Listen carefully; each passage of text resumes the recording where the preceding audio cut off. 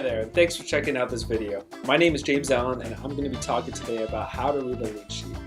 Lead sheets have a lot of great use in contemporary music, whether it's jazz, pop, Christian worship, R&B, rock, Latin, and many more.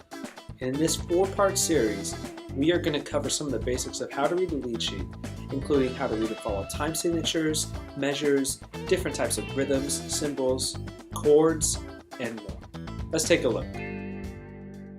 What is a lead sheet? Well, I'm glad you asked. A lead sheet is basically a more organized chord chart designed to show you the layout of the song in addition to any hits or specific rhythms that are necessary to the song. For instance, let's take a look at this Christian worship song entitled You Are Good by Israel Houghton. When I look at a basic chord chart for this song, this is all I see. This kind of a chart leaves it open to many different interpretations of how people think it should be played. To get it to sound like the record, or even just unified for that matter, you would either need a leader who can explain exactly what they're looking for, or the instrumentalist would need to know the song really well by ear. This is where a lead sheet can help. I created a lead sheet for the same song, and as you can see in this example, we have all of the information we need to know with how we want to play it based on the recording.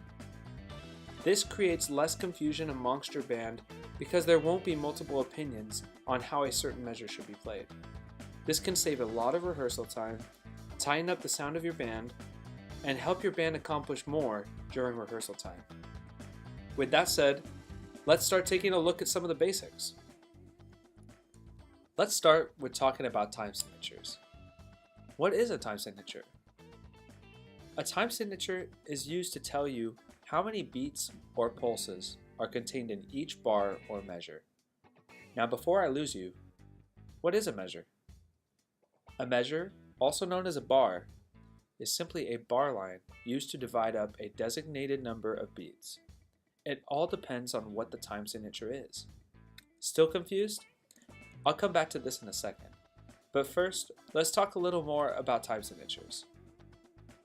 You will often see time signatures in the beginning of a lead sheet looking something like this. As you can see in this example, there is a 4 on top and a 4 on the bottom. For now, we don't need to worry about the bottom number, but instead, let's focus on the top one. The 4 on top is telling us that there are 4 beats per measure. Now you might ask, what if there is a different number on the top of the time signature? If there's a 3 on top, it would simply mean 3 beats per measure. With a 2 on top, 2 beats per measure, and so on. This is the basics of what a time signature is. But let's bring it back to our earlier question of what is a measure? Once again, a measure is a bar line used to divide up a designated number of beats. So in this example, where we are in a time signature of 4/4, which means there are 4 beats per measure, that means between every line, there will be 4 beats. A measure is just grouping these beats together so that it is easier to follow along, help you to avoid getting lost, and making it easier to rehearse from a certain place in the piece. You will sometimes see numbers above the measures too. All this is doing is keeping a tally of exactly how many measures there are in the piece. Pretty straightforward, right? Well, that wraps it up for part 1 of the basics of how to read a lead sheet. Please check out part 2 to continue the series. I look forward to seeing you there.